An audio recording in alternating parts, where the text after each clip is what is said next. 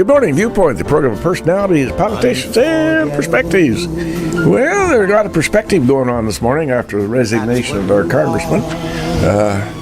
Speaking of politicians, by the way, Cynthia Lynn, I just announced it here on the air that confidential information came to me from the Republican committee that they're pushing hard for an old friend of mine from Burtonview, Speck Boos, to be the replacement for Aaron Schock.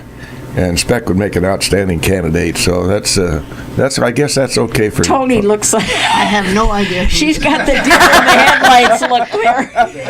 No, I have no idea who that is, but my thought is. Well, if he came from Burtonview, he's solid stuff. Well, absolutely he is.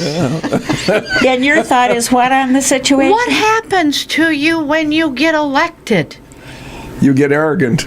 I just don't get it, because as many of us who have worked or are working have power in our jobs. Yeah. What makes you take that next step It's to become beyond, crooked? Beyond your ken. I don't get it. Okay, go. Hurry up. Quick hurry up before it and listen goes. Before it's go, gone. Mom, go. I think that the blame it goes further than just with the person who actually holds that power. And it goes to all the hangers-oners who follow them around, licking their boots and saying, oh, you want to go to a Bears game? Take my airplane. Oh, you want to buy a new house? I'll finance it. Oh, you want to redo your office? You want to be Downton Abbey? I'll help you. See, and I disagree. And it's their fault, too. I disagree because you have the responsibility to say no. You heard it on Viewpoint, folks. Remember this. Feel free to call in. 648-5510. Somebody wants to get that. I usually don't sit in this chair. Well, You're across the hall from yourself. Just write it down here. The leading candidate from Logan County is Speck Boos from Burtonview. So, okay. Kudos, Mrs. Busby. Yes. It would be stupid not to make the kudo today in honoring our guest this morning. Habitat for Humanity. Do a hell of a job. We're going to talk about that. So kudos to you two ladies who are representing on behalf of all the people who work so hard for Habitat for Humanity. And having said that, with the kudos, unless you have any other kudos, why don't you introduce our lovely guest? You might know one of them pretty well. Yes, Toni and I go back a long ways. Toni Reifsteck has been with Habitat for Humanity for a long time, and I think that says a lot about both you, Toni, and Habitat. You must feel, because you're a busy woman, you must feel Habitat is most worthwhile. It is. And it also says how you just stick to it, boy. You just like a little dog with a bone, boy. You get going on something and you're there. Yeah, it was my privilege to serve with Toni on District 27 Board of Education. Fun days. Many years back. Many years back now, Toni. And That'd be under LDP, wouldn't it? yeah, it was under Esther Dean Plattner. You bet it was. Yeah. And the other guest, maybe I should introduce her, Cynthia Lynn Busby Bowns. Who is also my co-host once in a while when her mother goes to the Betty Ford Clinic.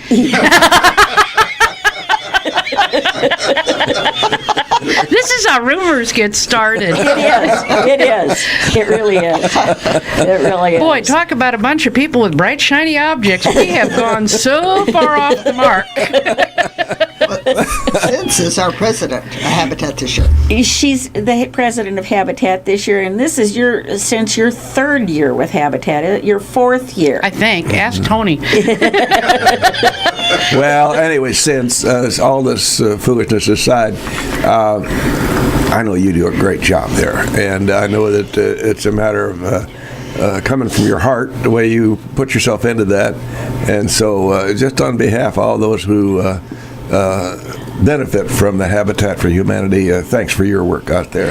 Definitely. Well, and Toni and I do a lot of work together because I'm head of family selection and she's head of family nurture. And so the applicants, they send in a one-page, and we make sure, it's a one-page application, takes 30 seconds to fill out, and we look and make sure that you're within the income guidelines, that you live within the county. Before then, I send you a letter and a full application, which are 6 or 8 pages. You know, since I'm thinking that we probably ought to, we're talking about general electric. Everybody understands what Habitat for Humanity is. Well, 2 or 3 of our listeners out there might not know. So Habitat for Humanity let's just is decent, affordable housing for those who don't have it. I think one thing people don't think about, and I know this, I was in a lumber yard across the street from Habitat, and a woman said, look at that, all our tax money building a new warehouse. And I looked at her and said, no. Everything with Habitat is volunteer and donations. This is none of your tax money. And she looked at me and I said, I'm on the board. So the moral of the story is don't open your mouth and jump in with both feet. Yeah, there is no state funds, there is no federal funds. We are in your pocket, but it's your personal pocket, and you give from your heart, not because you have to, and then we take your tax revenues. And let's talk about, I'd like to dwell a little bit on 2 angles of Habitat. One being that this isn't just that you're such a nice person, we're going to build you this nice little home for your family. They have to put, like Bill says, something on the bar besides their elbows. And then I'd like to go into family nurture, Toni, and understand how that works, please. We actually get lots of applications, and obviously we don't build houses for all the people, but we work with them. A lot of times their credit report is horrible, and we work with them on understanding credit reports. And you don't have one credit card and get another one so you can get the 0% balance, and when you get close to getting away from that one, get another one. Yeah.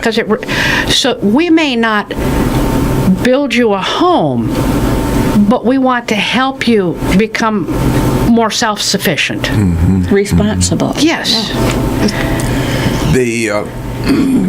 Now, the people have to put in sweat equity for one thing. Right. And then the home isn't free. Now we're talking about dollars and cents. The home isn't free.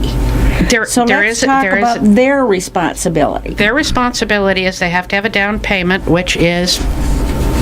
Well, the $500 comes before they are handed the keys to the house. It covers the expense of the title and the legal fees, and then so that it's up front. But they have to put in, Danielle will have to put in 250 hours building on her own home. We encourage people to work on her house who are going to get one down the road.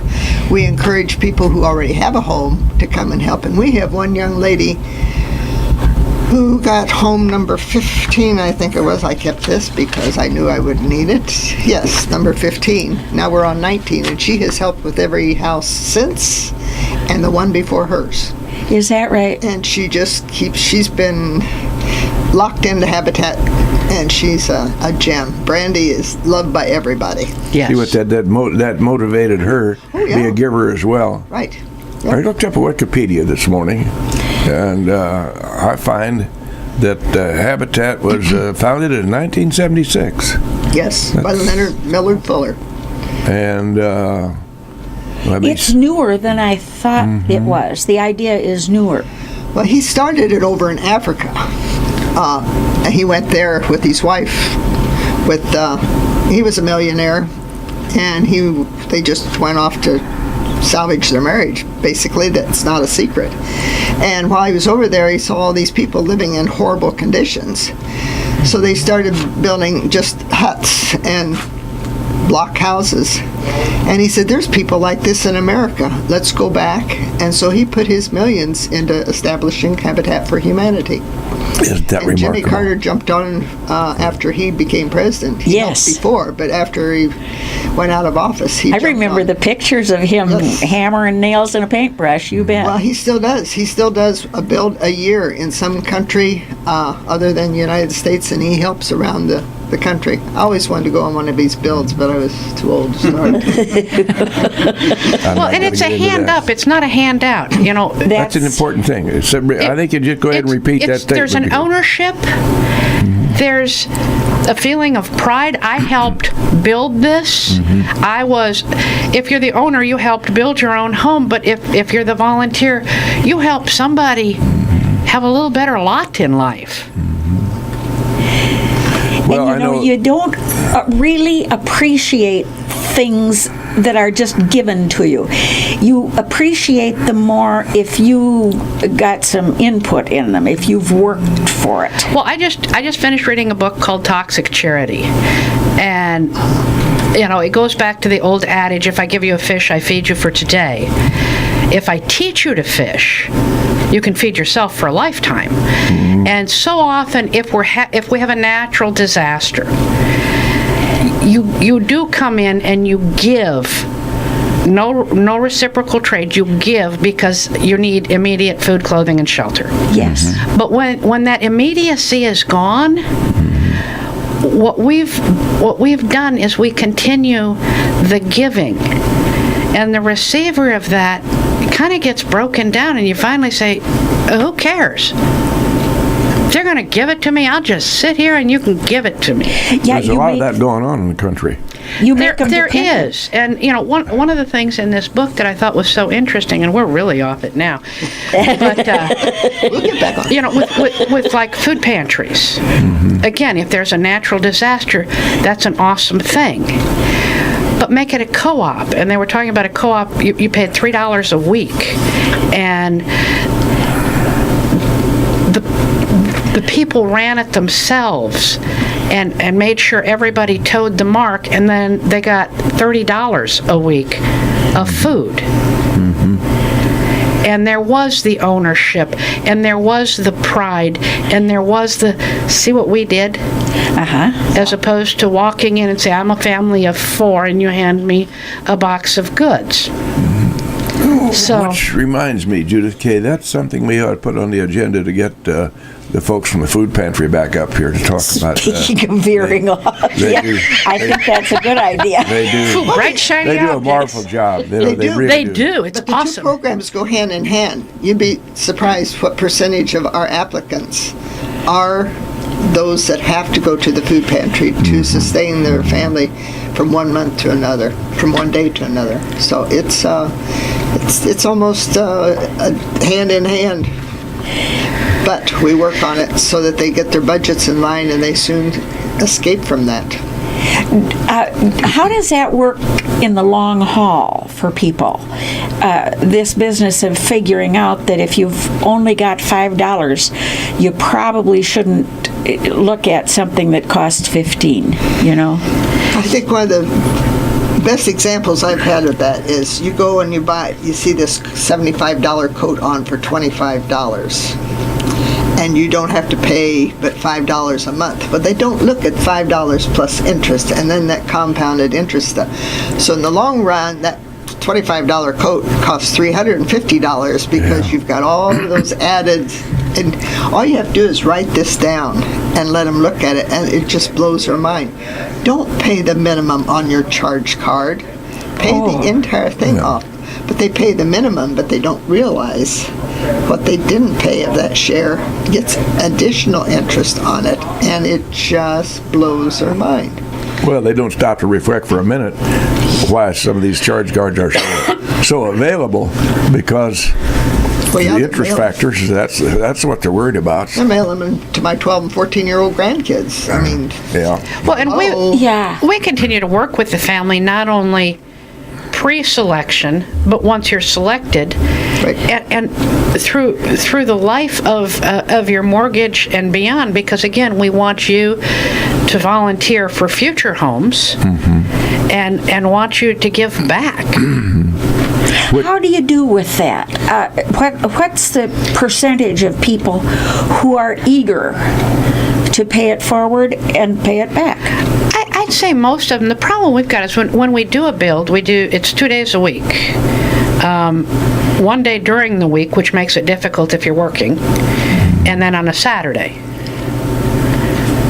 Friday and Saturday, isn't it? No, Usually Friday and Saturday. Yeah.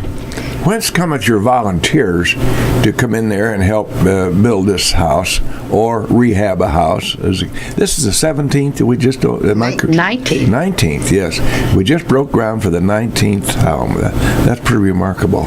But whence cometh the volunteers to come and do all this work? The volunteers that can come with no knowledge whatsoever of any skills. It's a training field. The gentlemen or the ladies, in some instances, who lead the build, don't do it. They supervise others doing it. And if you've never held a power hammer, they won't let me use one anymore, they teach them how to use it. We've got some gals who were building their own home that got pretty good with that that hammer. We do our building, but we don't do the roofing anymore. That pretty much is hired done. That is a danger. Sure, we have insurance that covers it. We put the sheeting up, but they put the felt and the shingles on. Yeah. But the rest of it is done by volunteers and our supervisors leading them. And a lot of people learn to do things that they never even knew. It's amazing watching the children that are getting a home that don't know how wiring is strung through the studs and stuff. Well, it isn't only children; it's most of us. Yeah. Now, Cince is a builder. She can build anything. She can fix anything. She can use a left-handed hammer faster than anybody I ever saw. But I'm not. I don't. But for those of you, and that's something people don't think about. When we're building a house, we obviously want builders. But we're also looking for people to feed the builders. You don't have to swing a hammer or run a saw or a nailer. Right. Can you cook?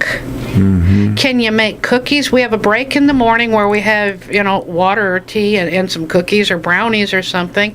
And then we all partake together of a noon meal. And people say, I can't feed. Okay, we're talking 20 people. We've had pizza. We've had Italian beef. We've had sloppy joes. We've had soup. Somebody's providing that for you. Somebody, and it's very helpful because if we have nobody to feed the workers, Habitat has to dip into their monies to feed the workers. Sure.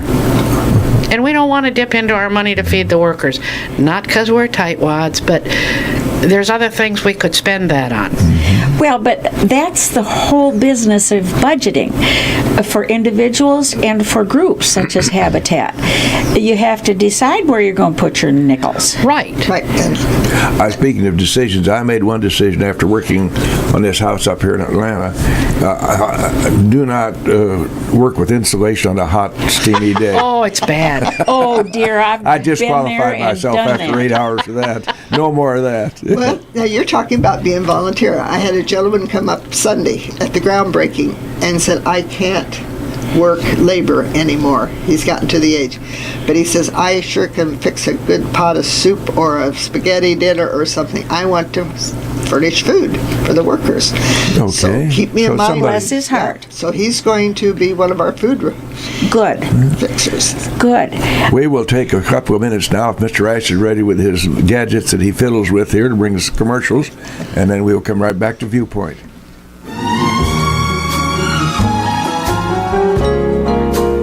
All right, back live in the studios here. The program is Viewpoint. Our guest this morning, Viewpoint comes every Wednesday morning at 8:15 to 9 o'clock. For those of you who just woke up and found out about this show, by the way, we are on Channel 5. Quick story there. Grady told me, "You look so old." Well, duh. And I said, well, go figure. The sound is horrendous on that channel. We haven't been able to straighten that out. Well, it's an incompatibility of equipment. It's Isn't not that Mr. it, Rice's Jim? fault, I guarantee you. No. Mr. Rice ships off a good product. In any event, we digress. But they could do WLCNonline.com. Yes, they can get it on their that's right. computer. 24/7. Yeah, this is the only radio program you have to dress up for. Usually you're on the radio, they don't care if you're in jammies or not. Nobody sees you. No, we videotaped this. And I didn't know that. Well, our The guest world this looks morning. nice. The subject is Habitat for Humanity. Our guest this morning, Toni Reifsteck, who I've worked with for many years. Great lady in our community, very quietly does a lot of things. And the lady to her immediate left, if you're sitting there watching on the TV, is Cynthia Lynn Bowns, Cynthia Busby Bowns. I'd be proud to have her as my own daughter. Cince is president of the local Habitat for Humanity chapter here, for want of a better word. Puts herself on the line, and we're just proud to have Cince in our neighborhood and as Judy's daughter. So we were discussing the matter of qualifying, and I think we kind of glossed over that, maybe not knowingly, but we just kind of moved along. I'd like to qualify exactly how a candidate to get a house goes about the procedure. Go ahead, Cince. Thanks, Yes. Toni. Yeah. Go ahead. No, put this where you can get it. Oh, I got a big mouth. I'm like my mother. It can pick me up with no problem. As I said before, there's a one-page application. It can be picked up at the warehouse, which is right across the street from the Dairy Queen on Woodlawn Road, 909 Woodlawn Road. You can fill that out, and you can either leave it at the warehouse, and like I said, it takes 20 seconds to fill out. You need your birthday, your social, your name, your address. I can't remember what, it's very few questions. Where your employment is. Employment, income, and again, that's to make sure you live in Logan County and you meet the income guidelines, because you have to be at or below the poverty level. And I don't have That's easy anymore. Yeah. Yeah, that's not such a big deal today. Apparently not for state employees. But Yeah, unfortunately. that's another program altogether. Well, and they also have to not be able to obtain a conventional loan through any lending institution. So they would be refused if they went into any bank or lending institution. That would be a credit issue. right. Is that right? So you have a committee that looks over these applicants. Right. You got the committee right here. The whole committee? The whole committee is here. Committee is right here. We look at that one-page application. Then I have a form letter that I send out with a large application that has lots more information that it's looking at. What are your vehicles? What are the loans you have out? These payday loans are horrendous. This goes back to I can buy the whatever and it's only $20 a week. Yeah. Payday loans, and they're hard to get out of, and they just perpetuate themselves. So that's where Toni comes in on assisting the family on cleaning up the credit report, because we're assuming this mortgage. We're taking the liability. So since we're a nonprofit and we get no state or federal funds, if you don't make your mortgage, it's a huge impact on us, because that's how we build the next house. Surely. Yeah. It's the snowball effect. We're on house number 19 because I think all but 2 of them continue to pay mortgages, so we can continue to build houses and we can continue to perpetuate in Logan County affordable housing. And it's nice houses. They're very nice houses. They're very well built. Yes. And the Nothing fancy. It's nothing fancy. It's just basic, what is Meat and needed by the potatoes. family. Good stuff. And we build them according to the family's needs. If you don't need a 3-bedroom house, you get a 2-bedroom. If you need a 4-bedroom house, we build a 4-bedroom. It's built to the family's need. What do you have, a couple of blueprints? I think we have 3 or 4, 3 or 4 to choose from, and they can be altered a little bit, but now you're getting in to what Tom Frost and Spud Newhouse do. Yeah. And there are, for number 19 build, they're the co-chairs of the building. What about handicap? We have, We've made ramps. yeah, and we built 2 homes ground up that are handicap For accessible handicap because that accessible, was their yeah. need. Wider doorways, more open floor plan. A ramp. You know, we go about our daily lives and we take a lot of things for granted. And I heard about, Habitat for Humanity. Well, that's kind of nice. But we don't know about Habitat for Humanity and the impact it has on individuals. And so I'm sure you've had some great experiences down through the years. 19 homes built. That's remarkable.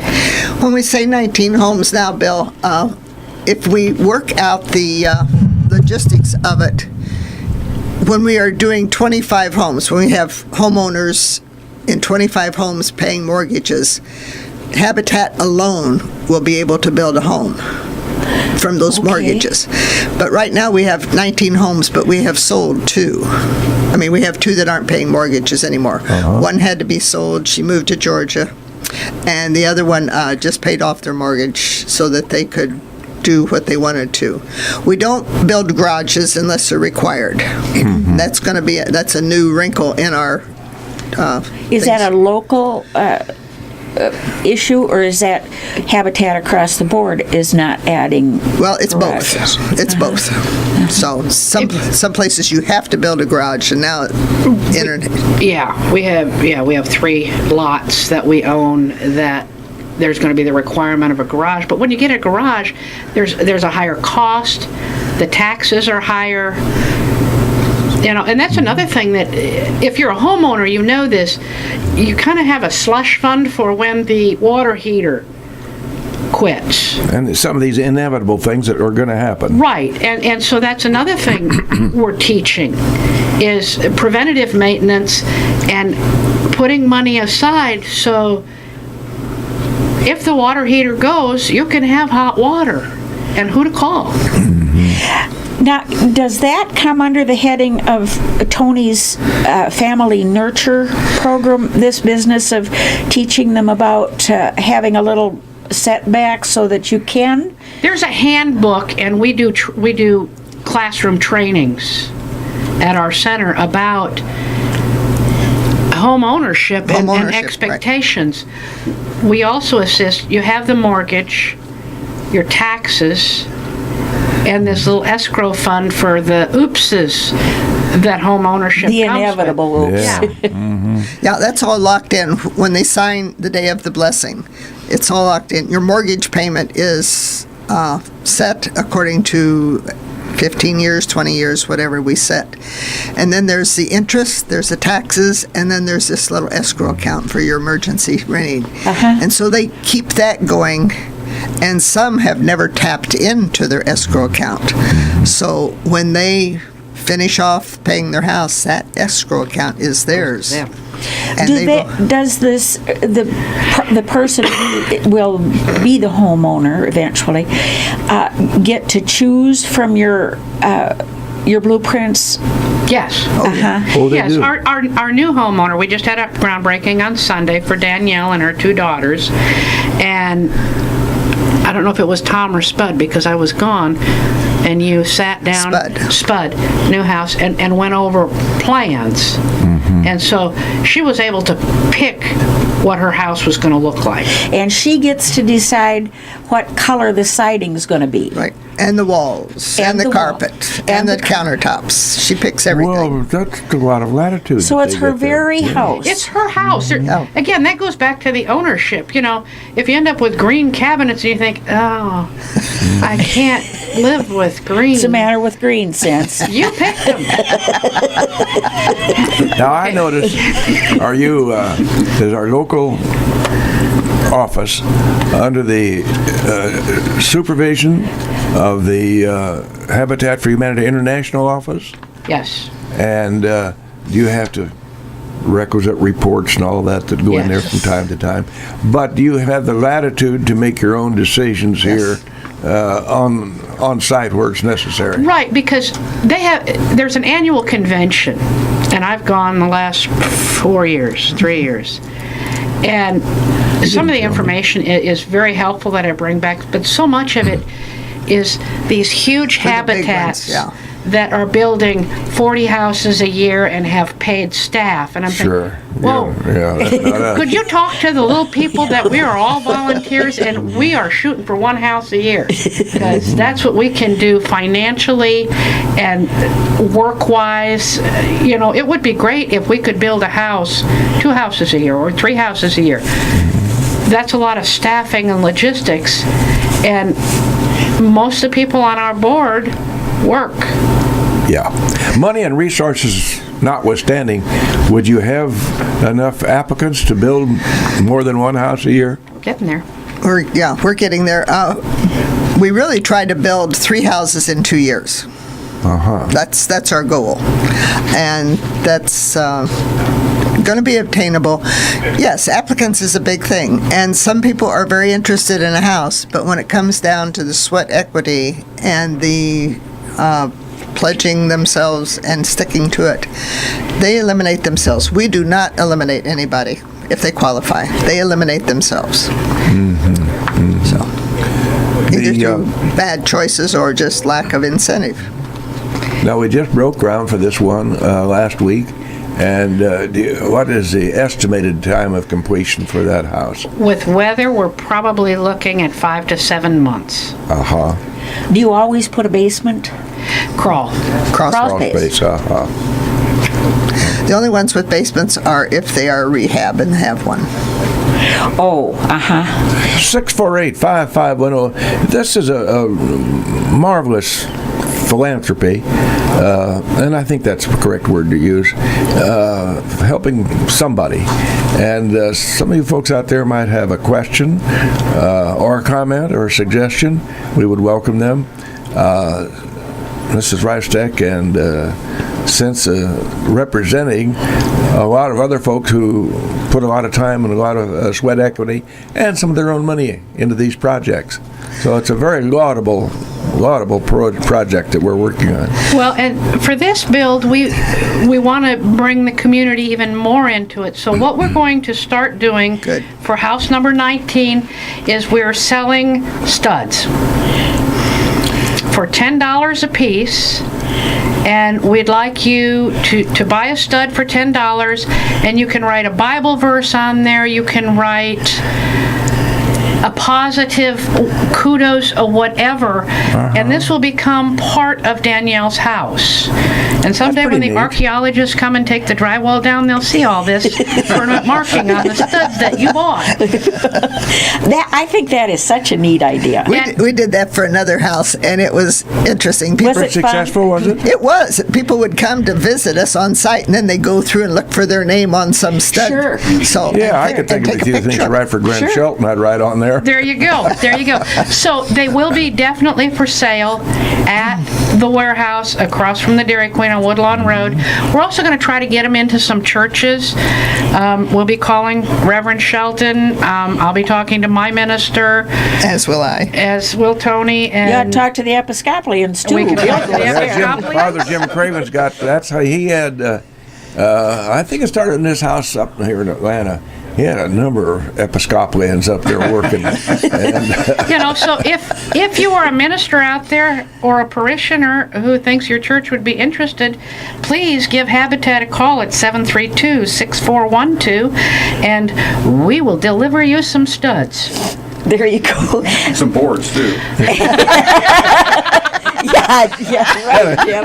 and a little lumber to go with them. Oh, Jim, you are bad. Well said, Mr. Rice. He's more than just a pretty face in the studio You here. betcha. I'm just glad he's paying attention. Yes. Now, do He's I a busy guy up understand that there. it has happened, historically speaking, that someone has gifted Habitat for Humanity with a lot or a house that could be rehabbed? Oh, All of them. that's... Is that Yeah, right? that's how we get lots and houses, is people The donate lots are them. donated. Lots Yes. are donated. Well, God love them. Yes.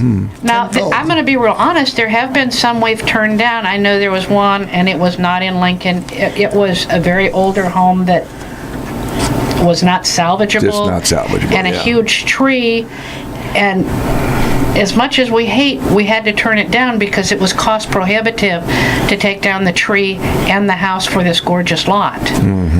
And although we don't want to turn things down, sometimes it's a logistical problem. We're stewards of our givers' money.